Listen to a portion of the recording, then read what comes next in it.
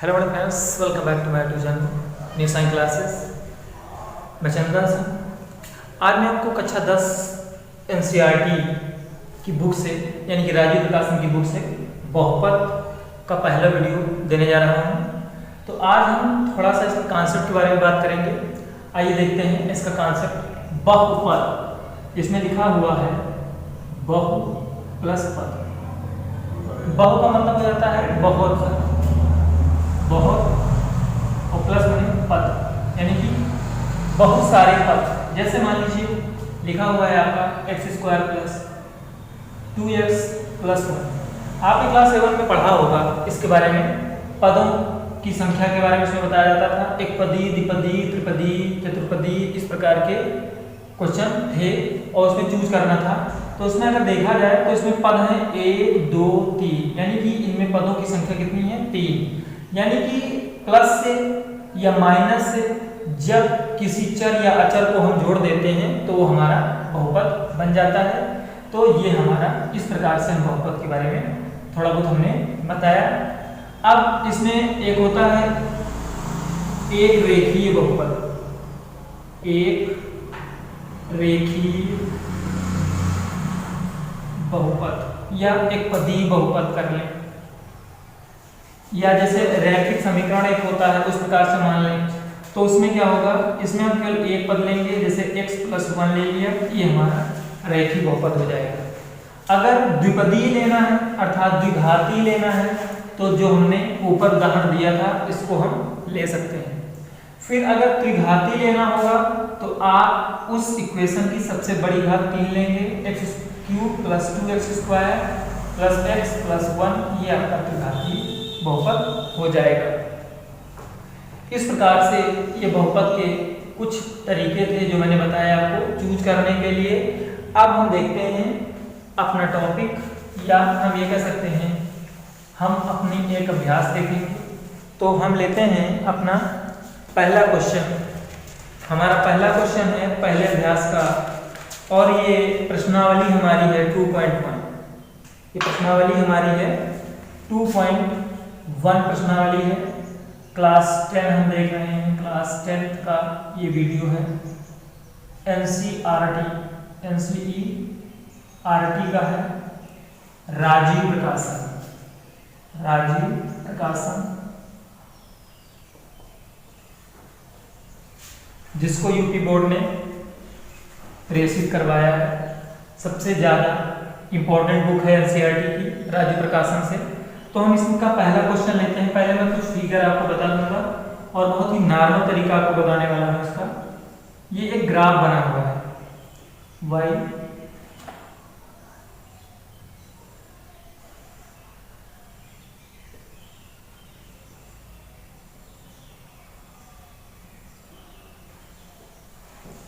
अब देखिए ये क्वेश्चन है।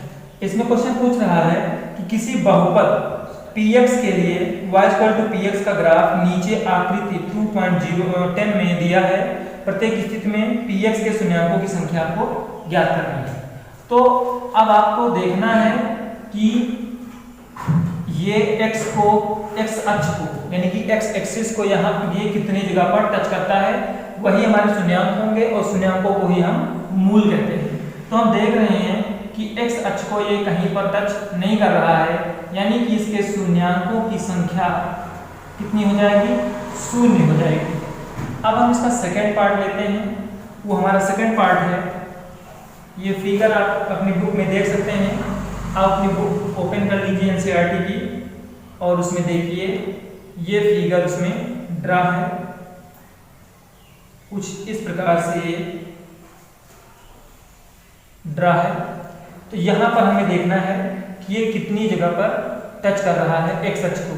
तो हमने देखा ये x अक्ष को एक जगह पर टच कर रहा है, यानी कि इसके शून्याङ्क कितने होंगे? इसके शून्याङ्कों की संख्या आपकी 1 हो जाएगी। फिर हम इसी में लेते हैं अपना तीसरा क्वेश्चन। उसका देखते हैं ग्राफ। उसका ग्राफ है आपका ऐसे कुछ बना हुआ है।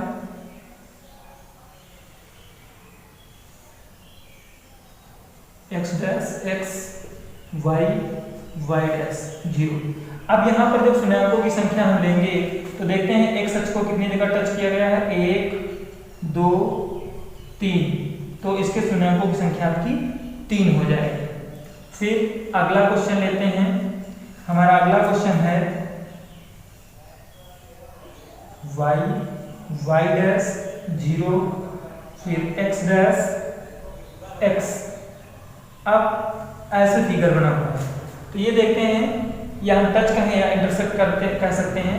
ये कितनी जगह इंटरसेक्ट कर रहा है, 2 जगह x को ये इंटरसेक्ट कर रहा है, तो इसलिए इसके शून्यंकों की संख्या 2 हो जाएगी। अगला क्वेश्चन देख लेते हैं अपना क्वेश्चन नंबर 5 नंबर क्वेश्चन में फिगर कुछ इस तरह का है।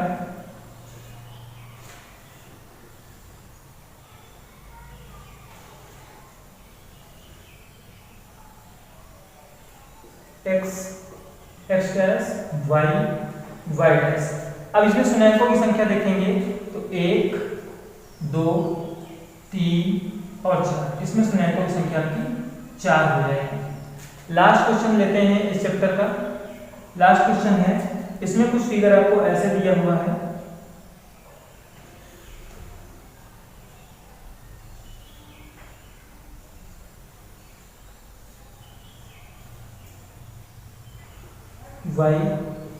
y डैश x और x डैश, ये आपका 0 हो गया।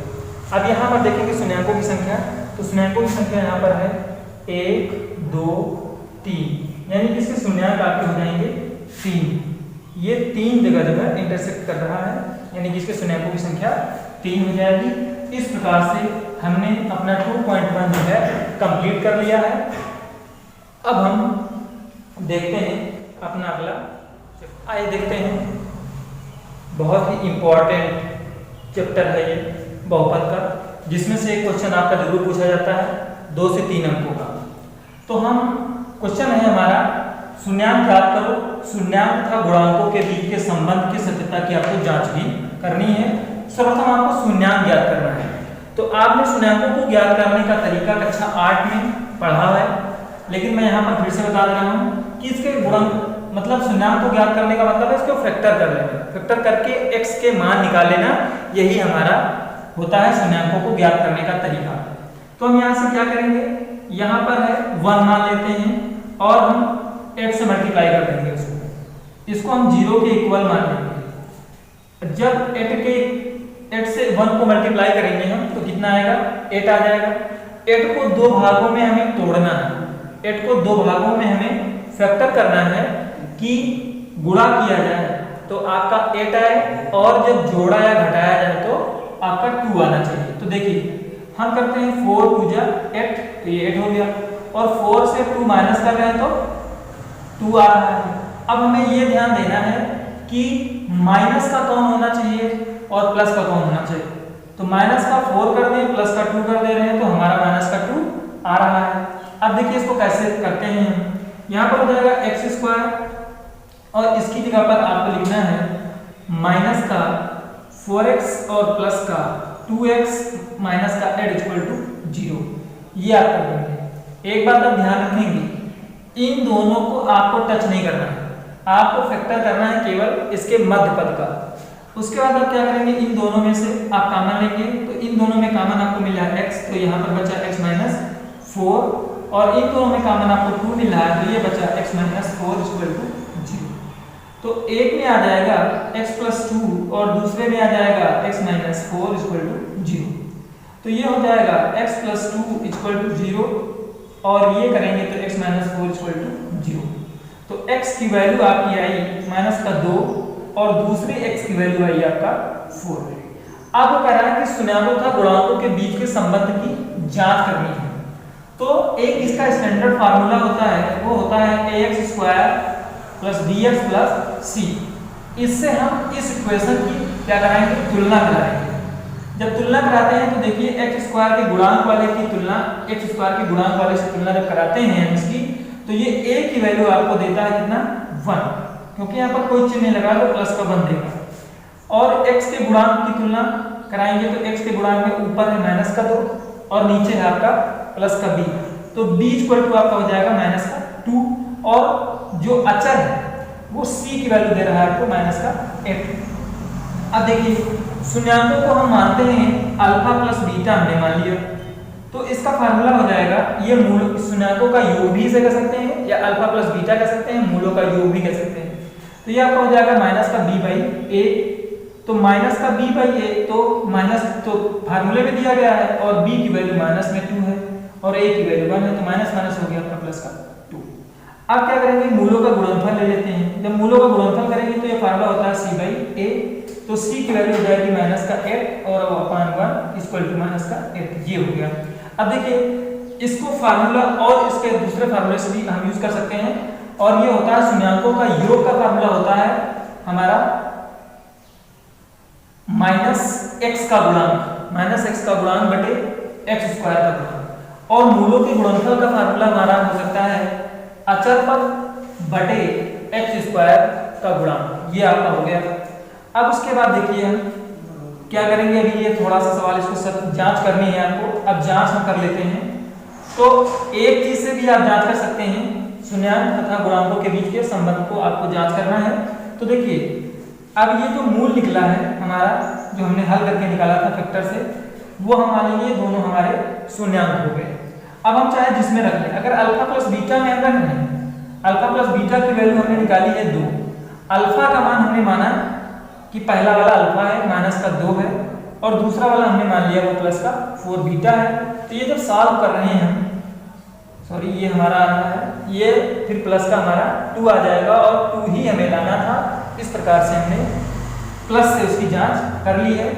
दूसरी जांच हम कर सकते हैं गुणांक से, अल्फा इंटू बीटा की वैल्यू आपने निकाली है माइनस का 8 और आपके मूल निकले थे माइनस का 2 इंटू प्लस का 4, इसको प्लस मल्टीप्लाई करेंगे तो हो जाएगा माइनस का 8 और माइनस का 8 ही आपको लाना था। इस प्रकार से हम इन सवालों की जांच करेंगे और सत्यता की जांच कर लेंगे और इस प्रकार से हम इसके मान निकालेंगे। अब आइए देखते हैं अपना दूसरा क्वेश्चन जो दिया गया है उसको कैसे करेंगे। सेम एकदम उसी प्रकार से करेंगे, कोई भी परिवर्तन नहीं, एकदम उसी तरह से बहुत ही आसानी से हम इसको कर सकते हैं। इसको मैं बता रहा हूँ, देखिए अब हम इसको स्टैंडर्ड फार्मूले से पहले सॉल्व कर लेंगे। ये हमारा हो जाएगा एस दिया है तो एस ही यहाँ लिखेंगे, एस स्क्वायर माइनस का ए एस और प्लस का 1 इक्वल टू 0 हमने कर लिया, ऊपर के 0 लगा दिया। एस स्क्वायर के गुणांक की तुलना एस स्क्वायर के गुणांक से करेंगे तो ए की वैल्यू आपकी आ जाएगी 4 और ए की वैल्यू यहाँ पर माइनस का ये भी गुणांक, ये भी, तो ये आपका हो जाएगा बी, बी की वैल्यू आपकी आ जाएगी 4, यहाँ पर है सी, तो सी की वैल्यू आपकी आ जाएगी 1। अब यहाँ पर कोई ये मायने नहीं रखता है कि आप पहले फैक्टर करें या पहले ये चीज करें, दोनों में से एक चीज पहले करनी है और उसके बाद सत्ता की जांच आपको लास्ट में करनी है। तो यहाँ पर जब हम अल्फा प्लस बीटा की वैल्यू निकाल रहे हैं, यानी कि फार्मूला है माइनस बी बाई ए, तो माइनस का बी यानी माइनस का 4, ए की वैल्यू है 4, क्रॉस कर दिया, आंसर आया माइनस का 1। फिर अल्फा इंटू बीटा जब करेंगे तो ये आ जाएगा फार्मूला सी बाई ए, सी की वैल्यू है 1, सी की वैल्यू है 1 और ए की वैल्यू आ रही है 4, यानी कि अल्फा बीटा का वैल्यू जो है 1/4 आ जाएगी। अब हम इसकी जांच कर लेते हैं। जब हम इसकी जांच करेंगे पहले हम इसका फैक्टर करेंगे। अब हम क्या करते हैं, इसका फैक्टर कर लेते हैं इधर, 4s स्क्वायर माइनस का 4s और प्लस का 1 इक्वल टू 0। अब इसका हम फैक्टर करेंगे तो 4 1 जा 4 और इसको मल्टीप्लाई कर रहे हैं तो 4 आ रहा है, 2 भागों में इसको बांटना है और गुणा करने पर 4 लाना है, तो 2 दूनी 4 और 2 में 2 जोड़ दिया तो 4। ये हो जाएगा 4s स्क्वायर माइनस का 2s माइनस का 2s प्लस का 1 इक्वल टू 0। अब इसमें कॉमन लेंगे, ये हो जाएगा 2s कॉमन, तो ये बचा है 2s माइनस का 1 और यहाँ पर माइनस आप कॉमन लेंगे तो 2s माइनस का 1 इक्वल टू 0 हो जाएगा। एक में आपका आ जाएगा 2s माइनस का 1 और दूसरे में भी आ जाएगा 2s माइनस का 1 इक्वल टू 0। अब एक की वैल्यू निकाल लेते हैं, 2s माइनस 1 इक्वल टू 0, तो 2s इक्वल टू आ जाएगा 1 और s की वैल्यू जो है 1/2, इसकी भी आएगी और उसकी भी 1/2 आएगी। अब क्या करते हैं, जांच करते हैं। जब हम जांच करते हैं, मान लीजिए हम इसमें जांच कर रहे हैं अल्फा इंटू बीटा में, अब ध्यान दीजिए अल्फा की वैल्यू भी 1/2 है और बीटा की वैल्यू भी 1/2 है, तो ये कितना हो जाएगा, अल्फा की वैल्यू 1/2 इंटू बीटा की वैल्यू 1/2 इक्वल टू कितना आया 1/4। आपको लाना कितना था, 1/4 ही लाना था। आप केवल एक चीज से भी इसकी जांच कर सकते हैं, इस प्रकार से आप इन सवालों को कर लेंगे। अगर ये वीडियो अच्छा लगे तो आप इसको शेयर कीजिए, लाइक कीजिए, कमेंट कीजिए, और जो क्वेश्चन समझ में ना आया कमेंट में जरूर लिखिए कि ये सवाल समझ में नहीं आया है, तो मैं उसको और अच्छी तरह से बताने का प्रयास करूंगा। अभी इसके और सारे पार्ट्स बचे हुए हैं, क्योंकि हमने पहले करीब 2 पार्ट ही बताए हैं, अभी इसमें 5-6 पार्ट हैं, तो मैं उसको और अच्छी तरह से बताने का प्रयास करूंगा।